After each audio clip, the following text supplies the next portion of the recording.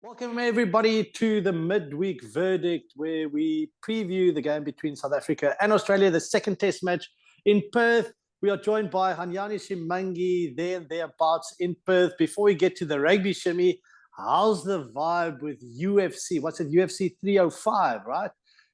Dricus du Plessis versus the other guy.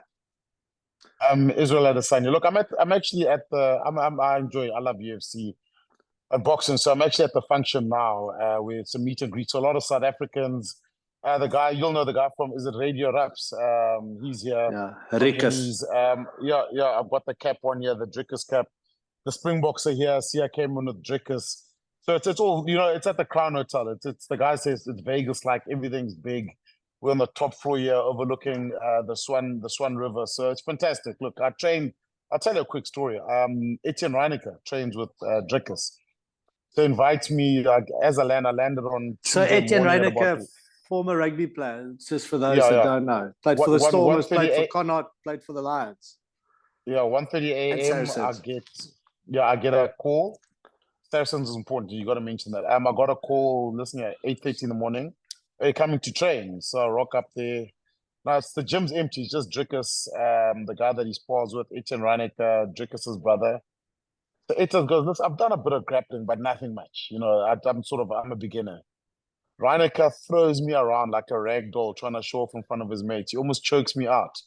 My neck is still recovering, John. I was like, Etienne, calm down. But I told you I'm a beginner. It's not funny, So then I hung around and I sort of watched the training sessions and all of that. But it's interesting to watch, obviously coming from rugby, a team sport, and obviously an individual sport, there is a team element in it. Yeah. And there is a team element. So it was fantastic to see that. So do you have any footage of that whole situation where you got flung around like a rag doll? Thank goodness, no. Are you sure no one has any footage of that? Surely there must be some sort of cameras in the gym. There were UFC cameramen there, so hopefully they didn't film it. I'm going to get that. It was embarrassing. It was embarrassing. The old teddy bear just hopping around. We stick to what we know, right, Shim? We stick to what we know. But it shows you just, it's such a big growing sport, and there's a lot of skill in it. I mean, obviously weight wise, you're in a different weight class than Etienne Reineke, but the skill that goes with it, that kind of trumps the weight, right? Oh, never again. I'm stepping into the octagon. Yeah, because I mean, muscles are far heavier than fat, eh? So that's why you're on a different weight class. Never again. My neck. The first, when I get home, I'm seeing the chiropractor first, or the physiotherapist, and then the psychologist for the mental breakdown I had afterwards. It was embarrassing. Don't worry, we'll remind you of it for the rest of your life. We'll remind you of it. And we're going to find the footage. But Shimmy, massive weekend for South African sport. Before we get into just the rugby, I mean, if you ask any South Africans at the moment, there's probably three things that they'll say. Which sports do you really enjoy following and that you're so proud of? And it would be the rugby, it would be Drickus with UFC, and then obviously, our Olympic team and the medals that we brought home. But you could actually not have scripted this better, in that there's kind of this love relationship between the Springboks and Drickus and the Springboks. He was at the World Cup final. A lot of the Bok players sent him messages before his previous fight, and now those two, the team and Drickus in Perth, the Boks playing and Drickus fighting the following day. I mean, you probably couldn't have scripted this better. And then we hear it's a Sia and Eben walking him out in the octagon. Yeah, it's massive. Look, Sia walked in with them now. Eben's here, Oxenchair, Bongi Monambi, so Thomas Dutoy, Krobi, Scrappies, Joan Nokia, Van Staden. So half the Bok team's here. And they didn't have to be here. It's the day off, but they were all invited. They've all showed up. So there's plenty of excitement. Obviously, they've got a job to do on the weekend against Australia, but massive excitement. Obviously, a lot of these guys watch UFC, and there is a big connection between Drickus. He loves the Stormers, but also loves the Springboks even more. So it's going to be massive. See, I told they can't be wearing their number ones walking out. They need to oil up a bit. some gold chains, some hoodies when they walk out to the drinkers there, cap backwards. They're gonna look like proper UFC guys. Yeah, and when the shot starts firing, they need to be ready. It's not there's no camera saying no punching in the face, high tackle kind of thing. Everything goes in the UFC. Let's get into the rugby though. You speak about the Aussie, or you spoke about the Aussie team.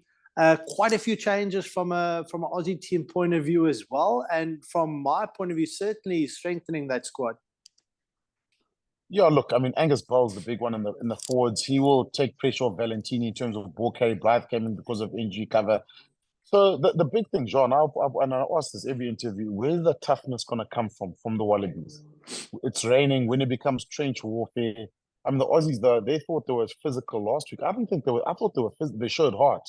I don't think they were naturally physical. That, they came out, they showed heart, they showed guts. It's obviously a rebuild. And you speak to a lot of ex-Wallabies, and it's worrying the state of Australian rugby, the league money, players losing money, the depth. But Joe Schmidt's quite pragmatic about it. He realizes it's a long-term project. They're building, John, they're building towards Alliance. I'll be honest with you, they're building towards Alliance. And if they can get a victory here, get a victory there. Because the reality is, if let's say they go down this weekend, it's New Zealand, Argentina next, and then a Grand Slam tour. So would they beat England away, Scotland away, Ireland away, possibly Wales maybe? That could be a bit of a fight. So where's the victory going to come from? So it's Australian rugby there's a lot of introspection. They've realized they've done a lot of things wrong, but it's not a quick fix. I think that's what they've realized. It's not a quick fix, and they need long-term solutions. But it's an opportunity, right, Shim? I mean, I remember back when South African rugby was going through a bit of a dip as well, and you start asking these questions: can we rectify it? Who's gonna create the change? And I think Joe Schmidt is the guy for Australia to do that. And it's an opportunity for all these guys getting opportunities to stake a claim to become one of the greats of Australian rugby, and hopefully get a starting spot for the Lions series next year. So let's get back to the actual team being selected and the changes. So in my view, Angus Bell certainly strengthens the team. Josh Nasser coming in, we don't know too much about him. He's still a youngster. He's still finding his feet, and it'll be a harsh test for him. Scrummaging wise, and even though it is, it's not a first choice front rower, and still Jan Hendrik Wessels trying to prove himself as a loose head, as hooker, Josh Nasser it'll be a tough outing for him. It'll be a nice test for him, and that's what you want to do. Angus Blythe, you said, came in as injury cover, and then two significant changes from my point of view. Nick White starting, so obviously your kicking game. Yeah, your kicking game will be far more effective. Lots of experience that he brings to the party. And Marika Koroibete, same thing. He's got presence, he's got that experience, and he's in my view, world-class player. So I think the changes that they have made have certainly strengthened the team. And as you mentioned, the fact that the weather will not be great, it might just favor them. Yeah, look, you know what it's like with the weather, Jean. It sort of evens out the game. But you got to look at the Springbok bench and what's coming on. So as much as Alan Alatoa, this and that, Rassie is known to pull the trigger early if things aren't going the Springboks way. So there's even obviously the first, so I'll say first choice front row on the bench, the guys that played last weekend. So there's still massive power in the Springbok game. But it is raining in the weekend. So Nick White, I think, is the big one in terms of contestable kick, driving the Wallabies forward. And also, you look at the Wallaby style of rugby. It's based on short passes, running rugby. So it's not going to happen this weekend. It's going to be a proper test match. And it's going to be fought in the trenches, this one. And also, error rate becomes important in weather like this. Who can control territory? And then if you make mistakes, make sure they're made in the opposition half. At least you can escape there. But there's certain things the Wallabies need to work out. The line-out wasn't good last weekend. Yeah. The scrum got battered. I thought in the beginning of the second half, they were probably better. They showed a bit of promise. But they need to attack the game. I thought they didn't attack the game last week, sort of reacting to what the Springboks can do rather than playing their own game. And that's what the Australians need to do if they want to get a victory. So focusing back on South Africa, 10 changes to the starting team for South Africa. Now, immediately when you hear that, you think, oh, no, South Africa is disrespecting Australia. They're getting arrogant, etc., etc. But then you go and you look at that team and you look at the experience that's in that starting 15, the experience that's on the bench, and you go through that team one for one. Who's your mate there making noise in the background? That's the Springbok team doctor chirping me as I walk back. Okay, good. Tell him to shush, otherwise he might find himself in the medical facility. If you go through the Bok team, player for player, it's an extremely strong Bok team with a very nice blend of inexperience coming in, but surrounded by lots of experience. I like it. Thomas Tutoy, you look at Tighthead, one of the best props in the Premiership this week, this last athletic. You talk about Angus Bell being a ball carrier. He was Jan-Hendrik Wessels, can do exactly the same. Probies was good URC. You got the 2 URC captains in Nokia and Salman Murad. Both of them show leadership ability. Van Staden's always been good off the bench. Aurikler probably had his best game in a Bok jersey last weekend. Peter Steph Tutoy, I can't even talk about him more. You look at Mone van der Berg at scrum off. Will he do his job? Easy, exciting player. Yes, Sasha was good last week. So it ticks all the boxes. Look on your arm, obviously, you get us a bit more width and attack when the opportunity comes. But I love this Springbok selection. First, he gets a chance. And so often, John, you talk about a coach, he says, puts his hand around the player, you're going to get your chance, you're going to get your opportunity, just be patient. Rassie said, listen, I'll give you your chance, and it's up to the players to perform now. Yeah, the big question mark I suppose I have is that because of the weather, it will come down to having solid first phase ball and also your kicking game. So you speak about Johan Grobelaar as coming in inexperienced, but opportunity for him to show what he can do from a line-out point of view, and Salman and Ronald having to boss that element of the game. And then same thing, Johan Grobelaar with a Jan-Hendrik Wessels. You've got the experience of Thomas du Toit, but scrummaging-wise, you need a solid foundation there. And then the big one, I think, Mone van der Berg and Sasha Ngomezulu plus Apelele Fassi showing that they can boss the kicking game. If we get that right, and if they can show maturity in terms of that, I think this will be a massive, massive game for South Africa if we can win it.